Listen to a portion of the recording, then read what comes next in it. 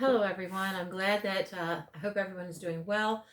I have received some of your notes. Remember, you don't have to have it in until Thursday, the 23rd, with your topic and your note taking, but if you get it to me earlier, that's perfectly fine.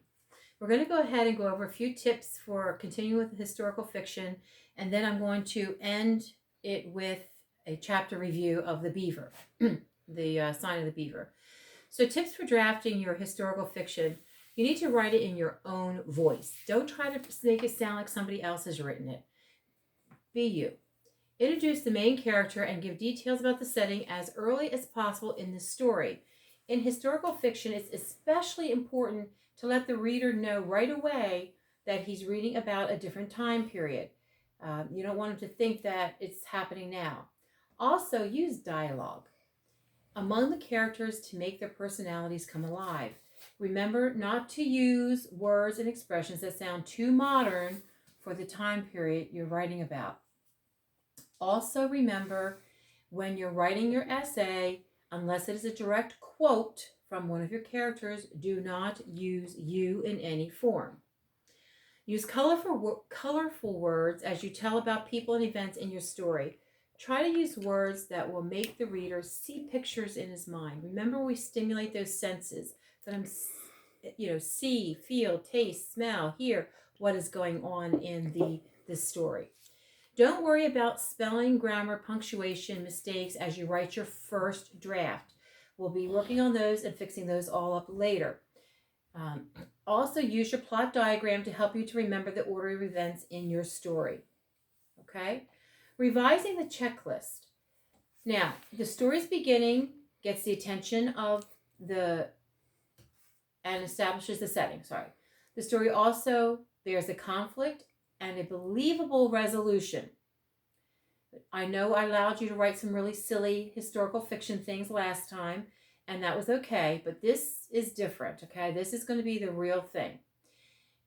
The story contains accurate historical details. The story reveals details about the characters and setting through dialogue and in action. The story's action builds to its highest point of tension or climax. The ending of the story is satisfied and gives it a sense of completion.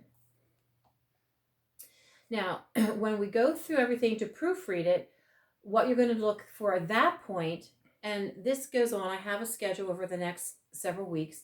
You're going to make sure that you've used complete sentences. You're going to look for the mistakes in grammar. You're going to put each speaker's words into a new paragraph. You put a capital letter at the beginning of every sentence, punctuation at the end of every sentence. Use capital letters and punctuation correctly within the sentences, and look for any misspelled words. And that will go on throughout the play when you rewrite it, okay? Now, I want to go over I think we did chapter 9 in one of our other videos, but I just want to real quickly just highlight a couple things in that. That was when Matt read to Robinson Crusoe to Etienne, and they talked about his friend, Friday, Crusoe's friend, the Indian that was a slave, and Etienne got upset and stormed out of the house and said that any Indian, self-respecting Indian, would rather die than become a slave. So that's basically what happened in chapter 9. Now in chapter 10, what happens in chapter 10? Matt is relieved when Etienne returns because he wasn't really sure he was going to return or not. So he begins Robinson Crusoe right away. But what he does is he makes up some of the story where, so Etienne won't run out again. So where Crusoe and Friday become companions when Matt tells the story instead of how it really is, and says that Crusoe and Friday, were companions, and leaves out the whole master-slave concept that went on really with Crusoe and with Friday. Matt also leaves out the part where Crusoe acts all superior and that Friday is clueless completely.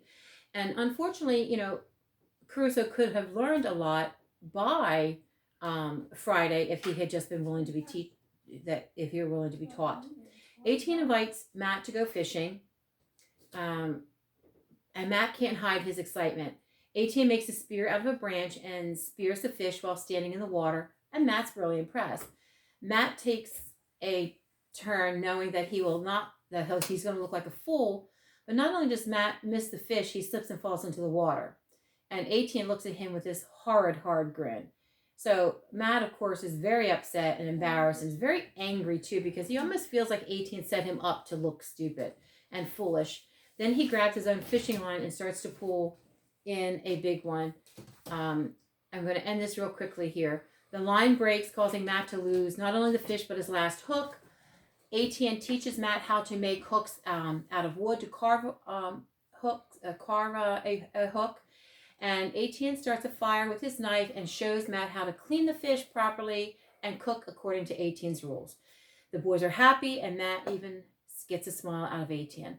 And then that is the end. The next video will be on chapters probably 11 and 12 over the sign of the beaver. And this is probably a very long one, so take your time, write your notes, send them to me, and I'll talk to you later. Bye.